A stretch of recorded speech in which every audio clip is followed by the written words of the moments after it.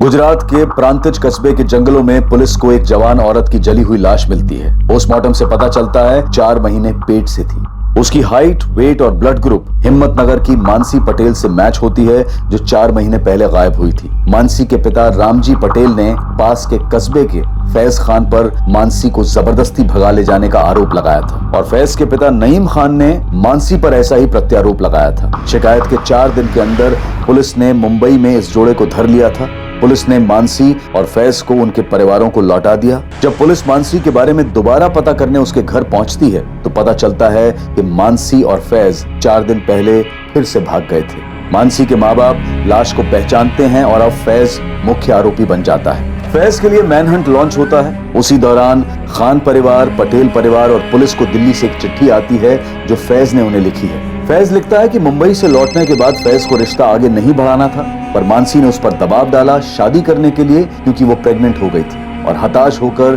फैज ने मानसी का कत्ल कर दिया और उसकी लाश को प्रांतिज के जंगलों में जलाया और उसके बाद वो खुदकुशी कर रहा है। हिम्मतनगर पुलिस को उसकी एक सहेली शालू से हुई मैसेजिंग हाथ लगती है। फैज ने एक मैसेज में शालू को कहा है कि उसके और मानसी के रिश्ते का डर फैज को अपने छोटे भाई साहिल से भी था। अब पता चलता है कि साहिल दरअसल मानसी से पहले से प्रेम करता था। इतने में साहिल भी घर से फरार हो जाता है और पुलिस उसकी खोज में लग जाती है। हितेन खबरी से पता चलता है कि साहिल इधर हिम्मतनगर में है और उसे पकड़कर पुलिस स्टेशन लाया जाता है। साहिल बताता है कि जब पहली बार मानसी और फैज रात भर घर नहीं लौटे थे, ने मानसी और फैज के रिश्ते को तोड़ने के लिए रामजी पटेल को कॉल के जरिए ये बताया था कि मानसी और फैज एक दूसरे से प्यार करते हैं। साहिल ये भी बताता है कि उसने खुद भी मानसी को अपने प्यार के बारे में बताया था, लेकिन मानसी ने साफ इनकार कर दिया था, ये कहकर कि वो सिर्फ उसका अच्छा दोस्त है। उधर रामजी पटेल और नईम खान स्वीकार करते हैं कि उन्होंने बब्बन और लखन को पैसे दिए थे, लेकिन सिर्फ मानसी और फैज को ढूंढने के लिए।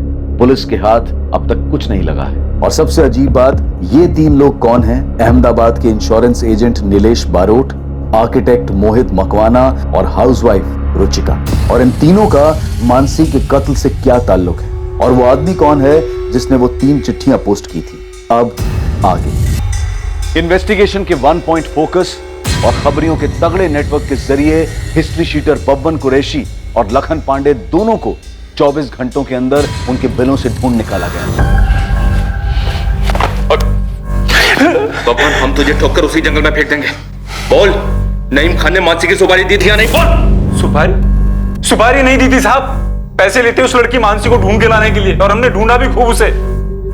लेकिन जब उसकी लाश की खबर मिली तो मैंने नईम खान को उसके आधे पैसे भी दे दिए थे वापस।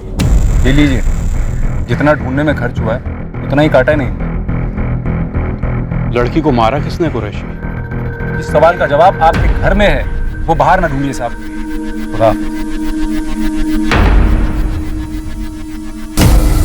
लखन, अगर तुम हमें फैज की खबर या उसकी लाश के बारे में नहीं बताएगा तो यहीं सड़ेगा। और याद रखना, यहां से निकलने के लिए तू एक मिनट तड़पेगा। साहब, मुझे सच में कुछ नहीं पता। साहब, वो फैज की खुदकुशी के बारे में सुनते ही रामजी भाई ने मुझे फोन किया था साहब। अरे कैसे पैसे रामजी भाई? उस फैज के बच्चे के चक्कर में सारे पैसे खर्च हो गए। लेकिन उसने तो खुदकुशी कर ली मेरी बेटी को मारने के बाद। देखो रामजी भाई, आपकी बेटी का मुझे खेद है, पर पैसे तो मैं लौटाने से रखता हूं।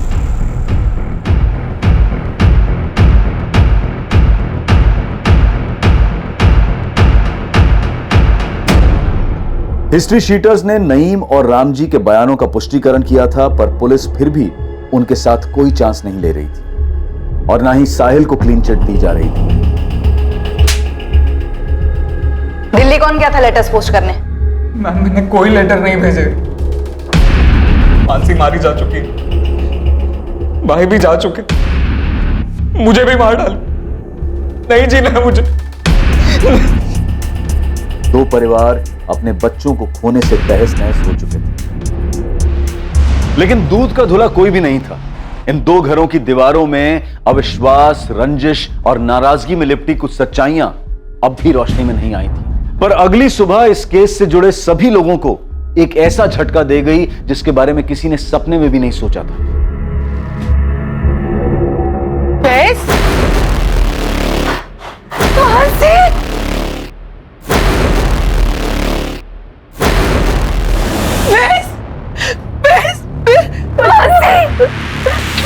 तू ठीक है ना? तू कहाँ चली गई बेटा? कहाँ चली गई थी मानसी?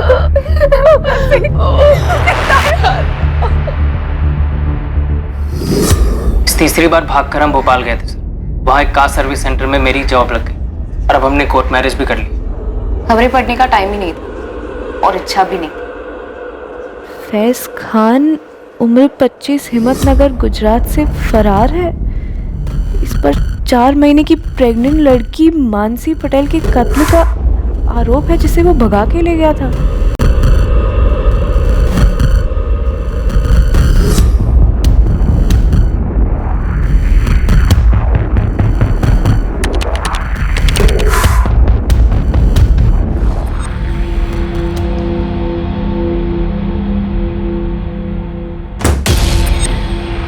क्या हुआ मानसी? डर के मारे हम 3 दिन घर में ही बैठे रहे कैदियों की तरह, और फिर वो सेकंड झटका आया जब वो लेटर्स वाली खबर आई। सुन मानसी, मेरे नाम से लिखे गए ये सुसाइड लेटर्स फर्जी हैं और हम फर्जी नहीं, और ना ही हमारी शादी फर्जी है। पता नहीं कौन है जो तुम्हारा मर्डर, ये लेटर और मेरे सुसाइड की झूठी अफवाहें फैला रहा है और क्यों। मुझे लगता है हमें मैं बैग पैक कर लेती हूँ। 1 घंटे में अहमदाबाद एक्सप्रेस निकली। अनरिजर्व तो अनरिजर्व सही, चलते और ये सारा ड्रामा खत्म करते। ये कल रात की बात थी सर, और आज हम दोनों आपके सामने बैठे, बिल्कुल जिंदा और उतने ही प्यार में जितना 1 साल पहले थे, और अब हम शादी भी कर चुके। और मैं प्रेग्नेंट नहीं हूँ, लेकिन आप लोगों को शक करने की आदत है, इसलिए चाहे तो टेस्ट करवा सकते हैं। आप लोग सब बाहर वेट कीजिए। हमने डीएनए टेस्ट करवाया नहीं। रामजी पटेल ने बोला कि मानसी की बॉडी है, हमने भी मान लिया कि मानसी ही है। राम जी, ये मानसी ही है। बड़ी भूल हुई सर, डीएनए टेस्ट कराना चाहिए था। सर, लाश के अंश बचा कर रखे हैं, केस क्लोज होने तक वो लैब में रहेंगे। शुक्र है, विक्टिम को आइडेंटिफाई करने में कुछ तो आसानी होगी। सर, इस रामजी पटेल ने और सविता पटेल ने बॉडी की शिनाख्त की थी। हो सकता है जानबूझ के की।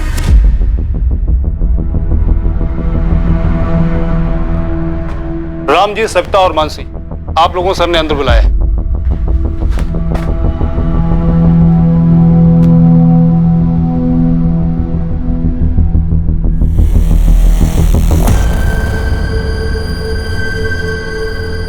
आप लोग मेरे साथ आइए।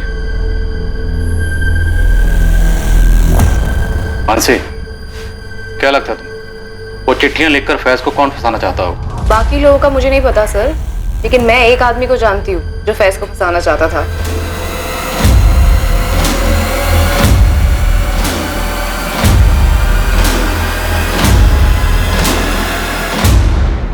पापा मेरा फोन दो प्लीज। खा कसम कि आज के बाद तू उस कमीने लड़के से नहीं मिलेगी। ठीक है, मैं कसम खाती हूँ मैं उससे नहीं मिलूंगी। अभी आप मेरा फोन दो प्लीज। मानसी, मुझे पता है कि तू अपनी कसम पर टिकी नहीं रहेगी। परवाह नहीं, मैंने भी कसम खाई है, लेकिन मैं अपनी कसम पर बराबर टिका रहा। पूछ क्या? क्या? यही कि अगर तू फिर उस फैज के साथ भागी तो मैं उसकी जिंदगी में ऐसा झमेला करूंगा कि वो जिंदा तो रहेगा लेकिन किसी लायक नहीं रहेगा, और तो खुद ब खुद घर आ जाएगी। इसलिए उसके साय से भी दूर रहना, समझी? रामजी पटेल, तुम्हारा एक दोस्त है अरविंद पारेख। हाँ है। तो जिस दिन उस औरत की लाश जंगलों में मिली, तुम्हारा ये दोस्त अरविंद पारेख उसी जंगल में देखा गया। सर, ये जंगल के बाहर का सीसीटीवी जहाँ से उस रात को ये गाड़ी गुजरी थी। कौन थी वो औरत जिसे तुमने और तुम्हारे दोस्त अरविंद पारेख ने मारकर जंगलों में फेंक दिया ताकि फैज को फंसा सको?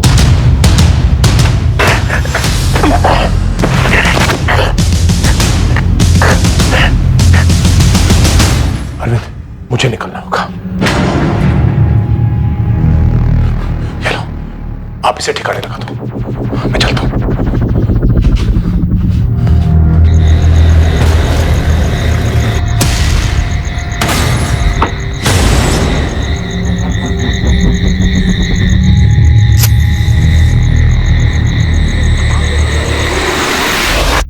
ये क्या बोले जा रहे हैं?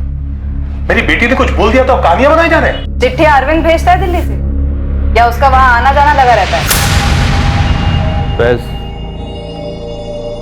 तुम और मानसी जब से हिम्मतनगर से निकले कहाँ कहाँ रुके, किस किस से मिले, कौन कौन से फर्जी डॉक्यूमेंट्स बनवाए, किसके जरिए बनवाए, भोपाल में घर कैसे मिला, जॉब कैसे मिला, सब कुछ एक एक करके लिखवाया। लेकिन सर मेरी डिटेल से उस लवारिस लाश का क्या ताल्लुक? शायद ताल्लुक है, इसलिए तो इतने सवाल कर रहे हो। तो भैंस बेटा जो साहब बोल रहे हैं वो लिख दे ना। साहब अब हमें जाने दीजिए। अब ये तो कोर्ट तय करेगा। ये आप लोग कहाँ जाओगे, घर जाओगे या जेल जाओगे? साहब कुरैशी भी बोल चुका है कि सुपारी नहीं थी। बोलने का क्या है नईम खान, बोलने को तो फैज ने भी कहा था ना तुमसे कि वो अहमदाबाद की किसी शादी में गवाह बना था। साहिल ने हमसे बोला था कि मानसी उसकी सिर्फ क्लासमेट है। मैं भी तो बोल सकता हूँ कि कुरैशी ने उस औरत को मानसी समझ के मार डाला। तुम तीनों ने मिलकर ये साजिश रची हो। अरे बेटा जैन साहब तो यूं ही कुछ भी बोले जा रहे हैं। वही तो नईम खान, बोलने से बात सच नहीं होती है, सच होती है सबूतों से और गवाहों से। सबूत हम कुरेद के निकाल लेंगे और गवाह जहन्नुम से ढूंढ निकालेंगे। समझ में आया? इस अरविंद पार्क को तो हम ढूंढ ही लेंगे, इसे ढूंढेंगे, इसे तोड़ेंगे और ये बोलेगा। याद रखना, अगर हमें पता चला कि ये सब कुछ तुम्हारा किया धरा है, तुम बच नहीं पाओगे। मैंने बस एक बेवकूफी की है, जो उस लखन पांडे को पैसे दिए थे फैज को ढूंढने के लिए। इसके अलावा और क्या किया मैंने? मेरी बेटी तीसरी बार घर से भागी थी, उसकी शिकायत लेकर मैं इसी पुलिस स्टेशन में आया था, लेकिन आप लोगों ने मुझे पकड़ा दिया और फिर उस लाश को मानसी की लाश बताया। किसने? आपने। मैंने बस मान लिया कि वो मानसी। सर जरा सोचिए, अगर अरविंद ने और मैंने उस औरत को मिलकर मारा फैज को फंसाने के लिए, तो क्या हमारी इस चाल में प्रांतिज के पुलिस वाले भी शामिल थे जिन्होंने उस लाश को मानसी की लाश बताया? क्या आप लोग भी शामिल थे जिन्होंने उसको मानसी बताया, ताकि मैं यहां आकर मुंडी हिला हिलाकर कहूं कि हाँ ये मानसी है, हाँ ये मानसी है? तो मैं शू बात करूं चुसा।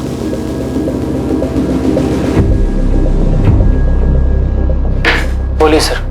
फैज, मानसी, इस बात के चांसेस बहुत कम हैं कि आप दोनों में से किसी के फादर ने उस औरत को मारा या मरवाया और उसके बाद उसकी लाश को जंगल में फेंकवा दी। तो फिर किसी और ने किया होगा सर। ये किसी और, तुम दोनों तो नहीं? या फिर कहीं वो आप लोग तो नहीं?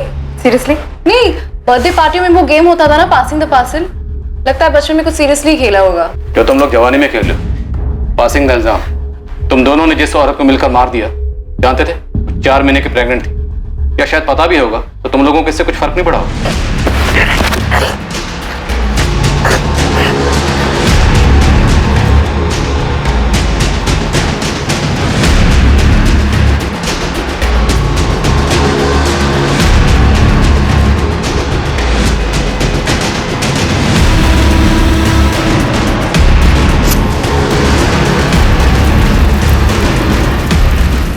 फिर अपने किसी दिल्ली के दोस्त से वो लेटर्स लिखकर पोस्ट करवाए।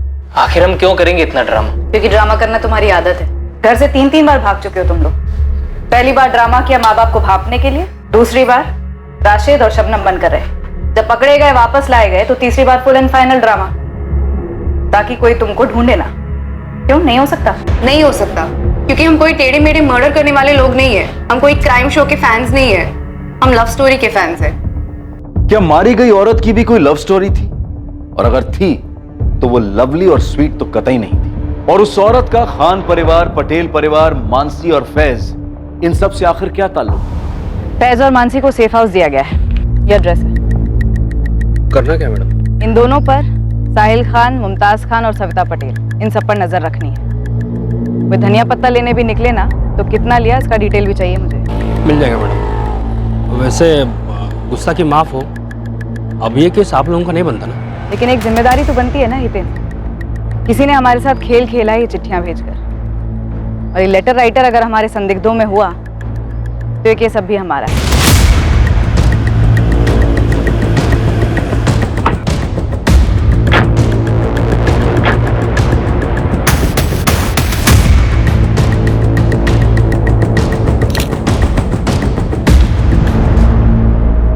हमने इस अरविंद पारिक की हिस्ट्री निकाली, क्राइम की रात की मूवमेंट भी ट्रैक की। ये वाकई में अपनी बेटी के घर गया था, अपनी नाती के जन्मदिन पर। और सर हमने इसके और आपके सस्पेक्ट रामजी पटेल दोनों की दोस्ती को भी खंगाला, लेकिन कुछ नहीं निकला सर। और उसकी कार में से भी ऐसा कुछ नहीं मिला जो मर्डर की तरफ इशारा करे। तो रामजी पटेल के दोस्त अरविंद पारेख का उस दिन उन्हीं जंगलों के आसपास देखा जाना महज इत्तेफाक समझे?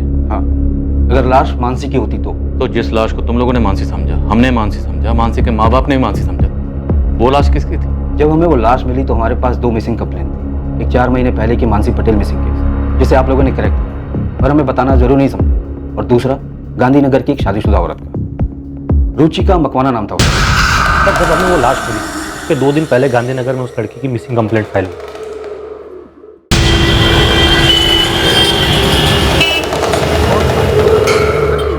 किसी पर शक? जी, उसका पति मोहित मकवाना। रुचिका को डिवोर्स चाहिए था और उसका पति मना कर रहा था। दोनों के बीच में मारपीट भी हुई थी। उसने रुचिका को जान से मारने की धमकी भी दी थी सर। ये मोहित करता क्या था? आर्किटेक्ट है। फोन नंबर और पता?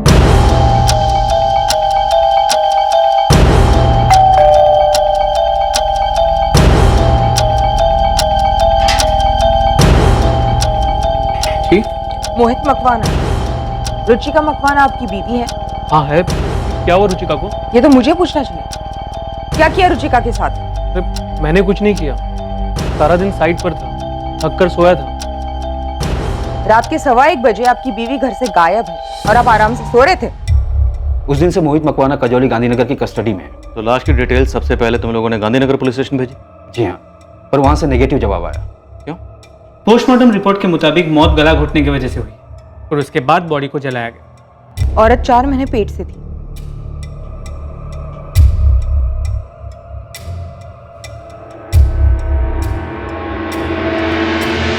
तो ये आपकी बेटी रुचिका नहीं है? हमारी रुचिका प्रेग्नेंट नहीं है सर। सर अभी शादी को 1 ही साल हुआ है। धीरज जी, रुचिका और मोहित के झगड़ों की वजह क्या थी? ठीक, रुचिका ने हमें कभी बताया नहीं। बीना जी आपको? वो सब अपने अंदर ही रखती थी। वैसे रुचिका की बाकी की सारी डिटेल्स मैच हुई, एज, हाइट, ब्लड ग्रुप, लेकिन रुचिका प्रेग्नेंट नहीं थी। ये जानने के बाद हमने उसे रूल आउट किया और आपकी मानसी की फाइल खोली। सर लड़की 4 महीने पहले लड़के के साथ भागी तो उसके 4 महीने के प्रेग्नेंट होने की संभावना भी थी और बाकी सारी डिटेल्स भी मैच हो रही थी। तो हो सकता है वो लाश किसी तीसरी औरत की हो। हालांकि हमने उसके डीएनए संभाल के रखे हैं, पर मैच किससे करेंगे?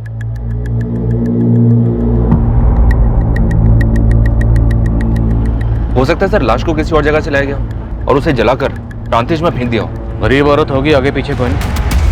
हमारे संदिग्धों में से किसी ने मारा, हमें गुमराह करने के लिए। ये जली हुई लाश फैज और मानसी के केस से कनेक्टेड तो बिल्कुल है। भले इस वक्त हमारे पास कोई पुख्ता सबूत नहीं है, पर वो लेटर्स उन्हें नजरअंदाज नहीं कर सकते। वो पक्का किसी साजिश का हिस्सा।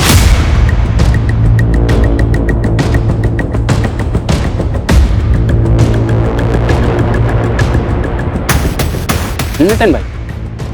जी भाई, राजू भी साथ में ही है। हाँ बोल बल्लू, क्या खबर? गर्मा गर्म चाय। फैज, कहाँ जा रहे हो तुम? वो चेतन से बात हुई थी, उससे कहा था घर आ जाऊंगा, बस वहीं जा रहा था।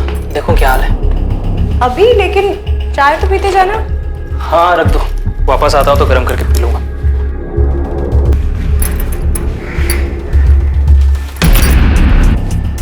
हेलो हेतल, मानसी। हाँ सब ठीक है। सुनो ना, वो फैज गराज आने वाला था क्या? नहीं मतलब आने वाला था। नहीं ऐसे ही पूछ रही थी। मैं रखती हूँ। हाँ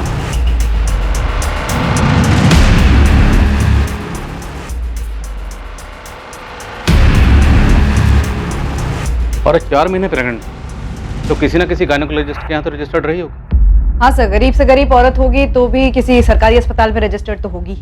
यहीं से शुरू करो। हमारे गुजरात के जितने भी सरकारी हॉस्पिटल हैं, सब जगह खंगालो, पता करो कि 3 जून को गायब हुई वो 4 महीने की प्रेग्नेंट औरत कौन थी। बाकी पैरामीटर्स हैं हमारे पास मैच करने के लिए। जी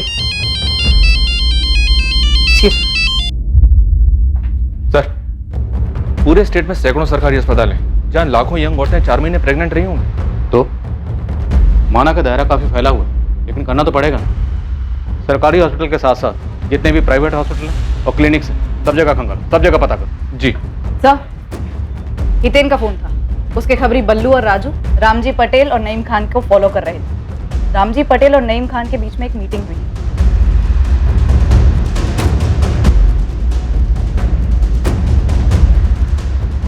दोनों को मिलकर अभी तोड़ते हैं। हो सकता है दोनों ने मिलकर उस औरत को मार डाला। तोड़ेंगे परेश, पर अभी नहीं। अब नहीं। हितेन और उसके खबरों से कहो कि नजर बनाए रखें, पता करें कौन कौन किस किस से मिलता है। ठीक है।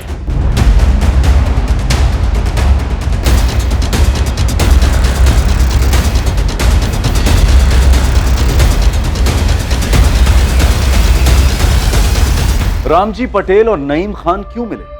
गराज के बहाने फैज आखिर कहां गया था?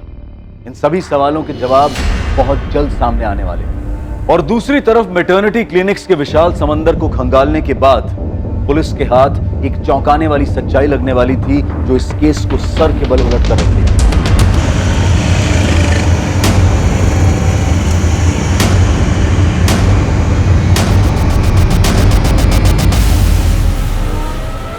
जी, ये रुचिका मखमाने मेरी पेशेंट ही थी। कौन सा ट्राइमेस्टर था इसका? दूसरा स्टार्ट हुआ था और मेरा लास्ट अपॉइंटमेंट इसके साथ 11 मई को हुआ था। रुचिका सब कुछ एकदम नॉर्मल है, बच्चे की ग्रोथ भी एकदम परफेक्ट है। बस मैं तुम्हें कुछ सप्लीमेंट्स लिख देती हूँ, उन्हें तुम टाइम पे लेती रहना, बाकी तो सब नॉर्मल है। डॉक्टर, अगली सोनोग्राफी की डेट क्या है? रुचिका, नेक्स्ट मंथ 3 जून को तुम्हारे 4 महीने पूरे हो रहे हैं, तो वो डेट ठीक रहेगी तुम्हारे लिए? जी, थैंक यू। फिर 3 जून को तो वो आई ही नहीं। हमें उसकी बॉडी 3 जून को ही मिली, तो अगर ये लाश रुचिका की थी तो उसका मर्डर 3 जून को ही हो गया होगा। रुचिका ने कभी आपसे कोई ऐसी बात कही कि उसकी फैमिली बच्चे से खुश नहीं थी? नहीं, मुझसे तो उसने कभी भी ऐसी कोई बात डिस्कस नहीं की थी। खुश लगती थी हमेशा, एकदम नॉर्मल।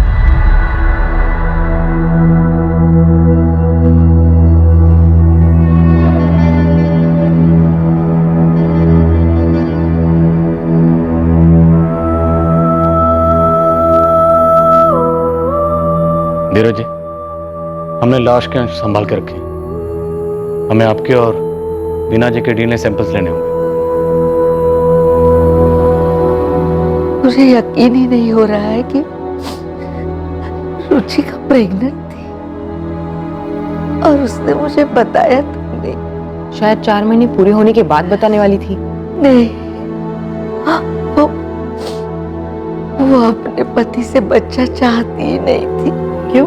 क्योंकि उससे मुझसे डिवोर्स चाहिए था। तुम्हारी शादी तो 1 साल पहले हुई थी। एग्जैक्टली मैं उसे यही कह रहा था सर। हमारे बीच एडजस्टमेंट प्रॉब्लम्स थे, मैं ना नहीं कहूँगा, लेकिन मैं उससे कह रहा था कि मुझे वक्त दो, वक्त दो।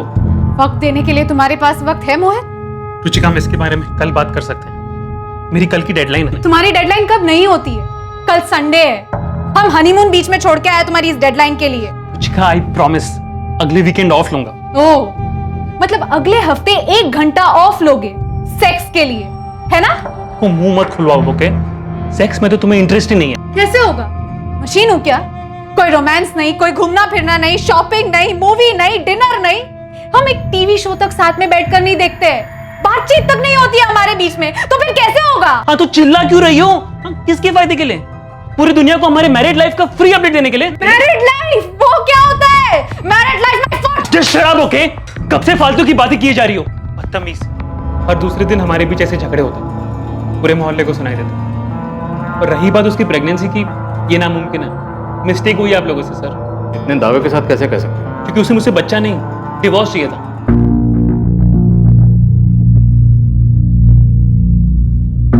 रुचिका, मुझे तुमसे कुछ कहना है। मुझे भी। रुचिका, देखो, मैं सोच रहा था कि हमारे बीच इतना टेंशन है, अगर हम बच्चा करें तो शायद चीजें बेहतर हो। हाँ मोहित, मैं तुमसे कहने वाली थी मुझे डिवोर्स चाहिए। मैं अब और ऐसे नहीं रह सकती। ऐसे नहीं रह सकती मतलब? हाँ? मैं कि तुम्हें टॉर्चर करता हूँ जो तुम ये ड्रामा कर रही हो? तुम्हें पूरी जिंदगी ना यही रहना होगा मेरे साथ, इसी रिश्ते में। जिंदगी भर? 6 महीने में अगर तुमसे डिवोर्स नहीं लिया ना, तो मेरा नाम भी रुचिका नहीं। पिछले 6 महीने से वो अलग सोती थी, हमारे बीच सेक्स नहीं, सिर्फ सन्नाटा था, ढेर सारा गुस्सा था। तो बच्चा कहाँ से होता सर? हमें तुम्हारा डीएनए सैंपल लेना होगा, फिटस के अंश से मैच करना होगा। हाँ, तो कर लीजिए सर, बिल्कुल कर लीजिए। रिजल्ट नेगेटिव ही निकलेगा। वो लाश रुचिका की नहीं है और वो बच्चा मेरा नहीं हो सकता। रुबीना, तुम मोहित को डीएनए के लिए ले जाओ और रिपोर्ट अवनी को भेज देना। अगर माँ बाप का डीएनए लाश के अंश के साथ मैच होता है और मोहित का डीएनए फीटस के डीएनए से मैच होता है, तो मतलब मोहित झूठ बोल रहा है। तोड़ेंगे उसे, बुलवाएंगे। और अगर मोहित का डीएनए फीटस के डीएनए के साथ मैच नहीं होता, तो फिर इसका एक ही मतलब, रुचिका का किसी के साथ अफेयर था। और इसीलिए शायद वो इतने अर्जेंटली मोहित से डिवोर्स मांग रही थी। तो क्या रुचिका प्रेमी का बच्चा रखना चाह रही थी? उसे शादी के लिए फोर्स कर रही थी और प्रेमी छुटकारा पाना चाह रहा था। तो अब रुचिका के प्रेमी को ढूंढना होगा। सर, अगर मोहित सच बोल रहा है तो ये प्रेमी खूनी हो सकता है। गराज में सब कैसे चल रहा है? बढ़िया। हेतल चेतन कैसे है? मुझे मिस कर रहे थे, तुम्हें भी हाय बोला है। मेरे सर में बहुत दर्द हो रहा है, मैं थोड़ा आराम कर लेता हूँ।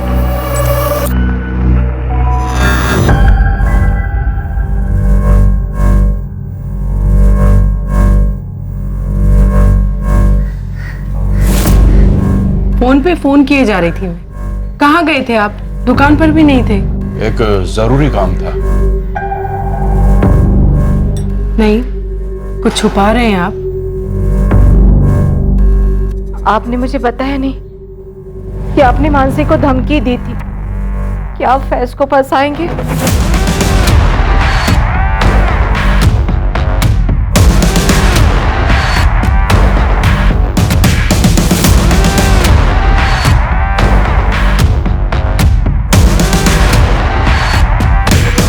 सर, रुचिका के माँ बाप धीरज और बीना चावड़ा के डीएनए लाश के डीएनए से मैच हो गया है।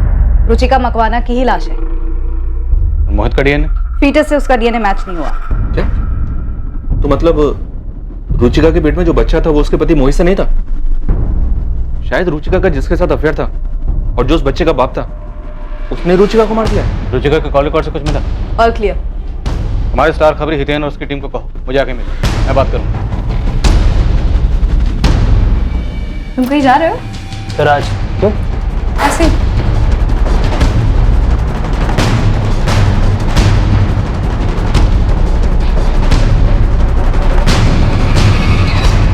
साहब, अहमदाबाद और गांधीनगर में रुचिका के बॉयफ्रेंड ढूंढने से अच्छा होगा कि रुचिका के कॉल रिकॉर्ड चेक किए जाए। अरे वो तो हम कर ही लेंगे, पर आपके सारे केसेस फोन रिकॉर्ड से सॉल्व होंगे। अब तो स्टैंड अप कॉमेडियंस भी हमारा मजाक उड़ाने लगे। जरा सोचो, जब ये मोबाइल फोन नहीं थे तब केसेस कैसे सॉल्व होते? सूंघ कर, मैदान में कूद जाओ मैदान में।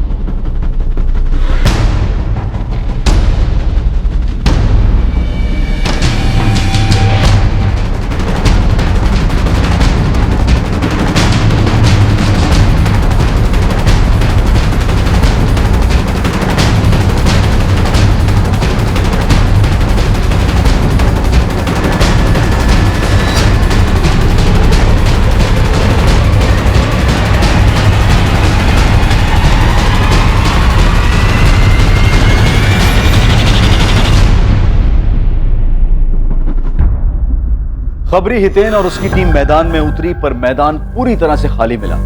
रुचिका के अफेयर का कोई नामो निशान नहीं था। दूसरी तरफ फैज के बर्ताव से मानसी बेहद परेशान थी। फैज उससे क्या छुपा रहा? फिर पुलिस को आखिरकार एक सुराग मिला, वो भी इत्तेफाक से।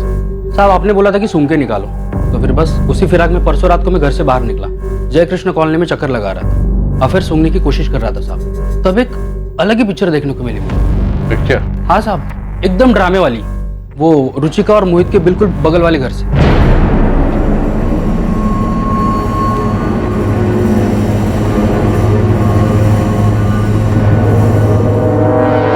से रुचिका के मर्डर की खबर आई है, तुमने तो अपना डिवोर्स का जाप ही करना बंद कर दिया। क्या हुआ? डर गए डिवोर्स मांगने वालों को हाल देखकर? देखो शगुन, मैंने तुमसे इस बारे में कोई बात नहीं करनी है। तुम ये बताओ कि डाइवोर्स कब दे रही हो तुम मुझे? पहले तो मैं तुम पर दहेज और घरेलू हिंसा का केस ठोकूंगी, उसके बाद उसे जीतूंगी। तुम्हें कुछ सालों की सजा होगी, तब तक हमारे आरुष की शादी भी हो जाएगी। उसके बाद मैं तुम्हें डिवोर्स दे दूंगी, समझे? मनुष्य होगा तू, तेरी माँ, समझा? हट। शगुन, मजा आ रहा है ना तमाशा देखने का? जी नहीं, वो कुछ काम से मोहित साहब से मिलने आया था, पता चला वो। हाँ ठीक है, मैं भी यहाँ सामने ही रहता हूँ। कितनी रातों से मैं चैन से सोया भी नहीं। इनके झगड़े की वजह से? 12 नंबर की रुचिका मोहित से डाइवोर्स लेने के लिए गला फाड़ती, और ये नीलेश अपनी पत्नी शगुन से डाइवोर्स लेने के लिए चीजें तोड़ता रहता है। रुचिका का तो फिर भी ठीक है, 1 साल की ही शादी है, कोई बच्चा भी नहीं है। लेकिन ये नीलेश, उसका तो 7 साल का बच्चा है, फिर भी डाइवोर्स क्यों भाई? और अब तो रुचिका का मर्डर भी हो गया। साहब, मुझे तो बस बू आ रही है। वो रुचिका के कॉल रिकॉर्ड से कुछ मिला नहीं, मैडम ने बताया मुझे। लेकिन हो सकता है कि रुचिका को कभी कॉल करने की जरूरत ही ना पड़ी हो। ये भी हो सकता है कि रुचिका का वो आशिक उसके बगल वाले घर में रहता हो, नीलेश बारोट। इस अफेयर का कोई सबूत? अब बिना सबूत का तो मैं खड़ा नहीं हो पाता। इसे देखा है कभी? यार, पुलिस से हूँ।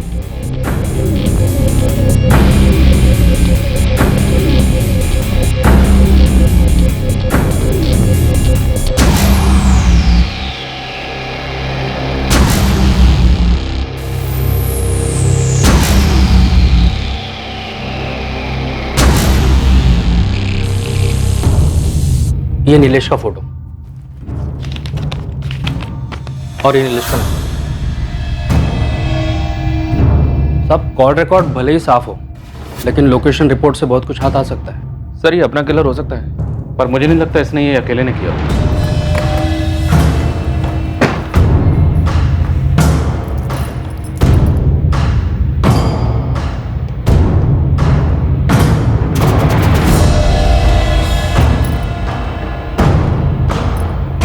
हेलो चेतन, फैज आया था क्या गराज?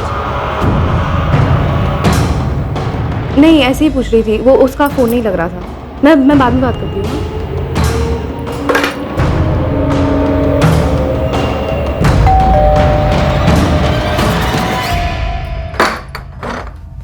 तुम गराज नहीं गए थे?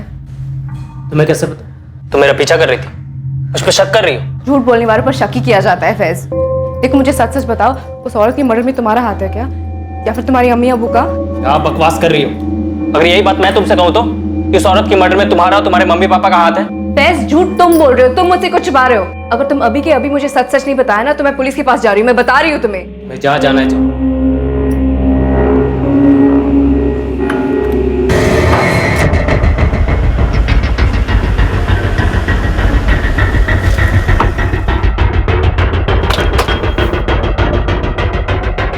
नीलेश बारोट ऑफिस में है? जी, सुबह से कहीं गए नहीं।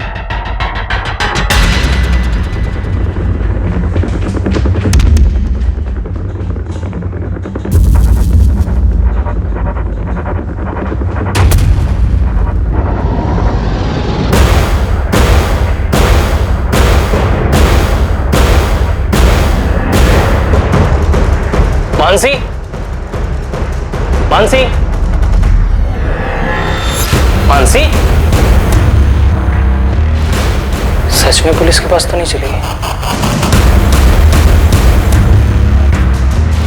The number you have dialed is currently unavailable.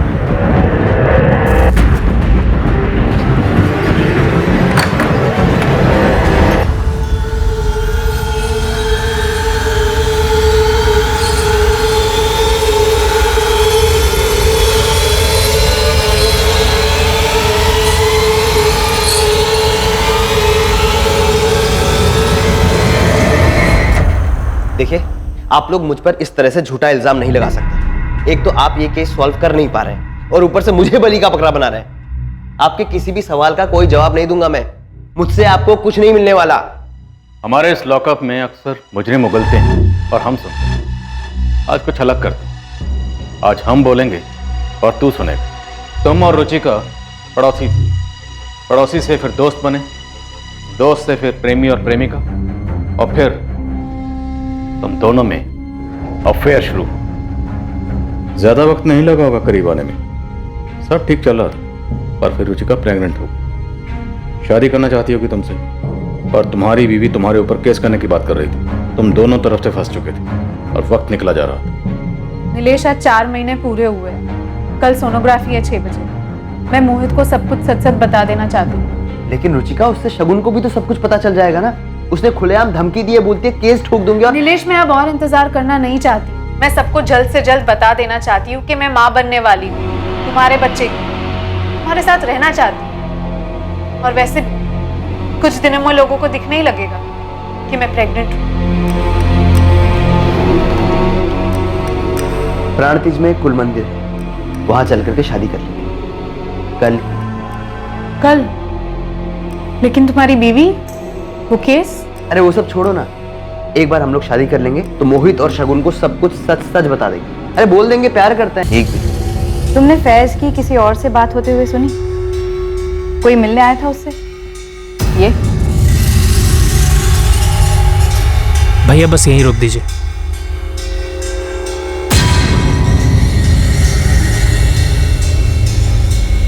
नहीं, मैं ऐसे नहीं जानती, लेकिन वो जरूर मुझसे झूठ बोल रहा है।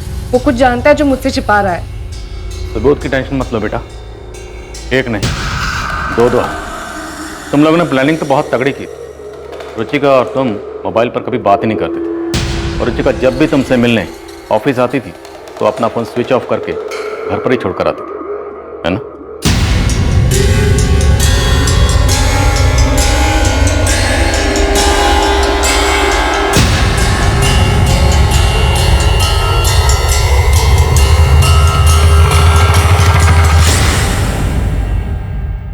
पर 3 जून को तुमसे गलती हो गई।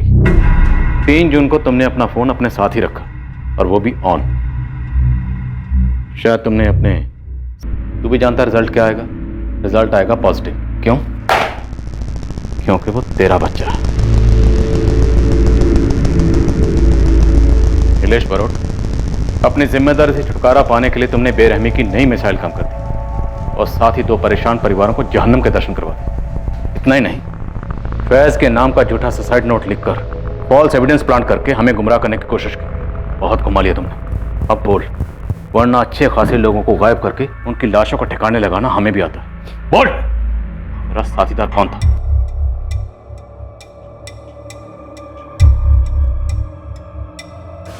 मानसी, प्लीज मुझे तुमसे कुछ बात करनी। Ma'am 1 minute.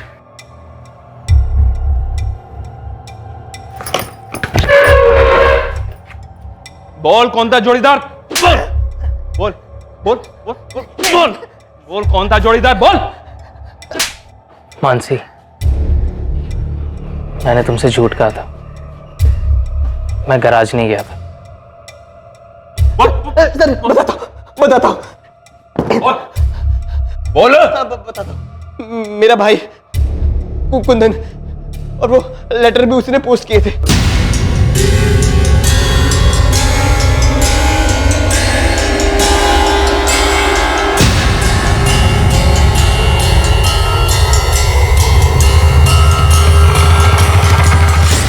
फैज, तुम आखिर गए कहाँ थे?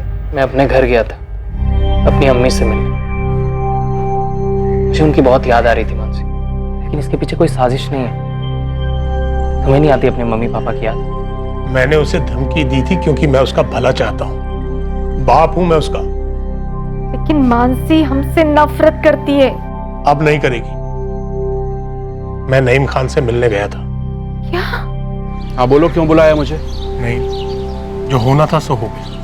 बच्चों ने शादी भी कर ली, अब हमें भी स्वीकार कर लेना चाहिए। इस सब में पुलिस भी हमें सुपारी देने वाला समझ रही है। जो मैं तो हूं नहीं, आपके बारे में मुझे पता नहीं। मैं भी नहीं, मैं तो बस अपनी बच्ची का भला चाहता हूं, जो आप भी चाहते हैं फैज के लिए, है ना?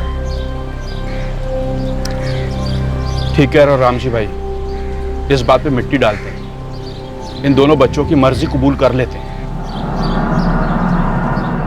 फैज, अगर इतनी सी बात थी तो तुमने मुझे पहले क्यों नहीं बताया? तुम्हें क्या लगा कि मैं तुम्हें तुम्हारी अम्मी से मिलने नहीं दूंगी? नहीं मानसी, ऐसी बात नहीं है। तुम अपने घर वाले से मिलने नहीं चाहती थी, और मैं नहीं चाहता था कि मुझे मेरे घर जाते तक तुम्हें बुरा लगे। लेकिन हमारा प्यार सच्चा है मानसी। लेकिन हमारे माँ बाप भी तो, जो भी हुआ अपनी जगह तो वो ठीक ही थे। बगावत हमने की, हमारा भागकर शादी करना सिर्फ उतना ही नहीं रह गया, एक मर्डर केस भी जुड़ गया। इतने परेशान हो गए ऐसे। मानसी, मुझे लगता है तुम्हें भी अपने मम्मी पापा से मिल लेना चाहिए। एटलीस्ट हम ट्राई करके तो देखें। माफी मांग लो, माँ बाप है, मान ही जाएंगे। नीलेश बारोट और उसके छोटे भाई कुंदन पर धारा 302 के तहत डबल मर्डर के चार्जेस लगे हैं, रुचिका के और उसके पेट में पल रहे बच्चे के मर्डर के जुर्म में। साथ ही धारा 120 के तहत सबूत मिटाने और पुलिस को गुमराह करने के चार्जेस भी लगाए गए हैं। मोहित मकवाना को जुडिशियल कस्टडी से रिहा कर दिया गया है और उसके खिलाफ सारे चार्जेस खारिज कर दिए गए हैं। रुचिका के पेरेंट्स को उसके अफेयर और उसके मर्डर की हकीकत को मानने में काफी समय लगेगा। फैज और मानसी ने हिम्मत नगर में ही रहने का फैसला कर लिया है।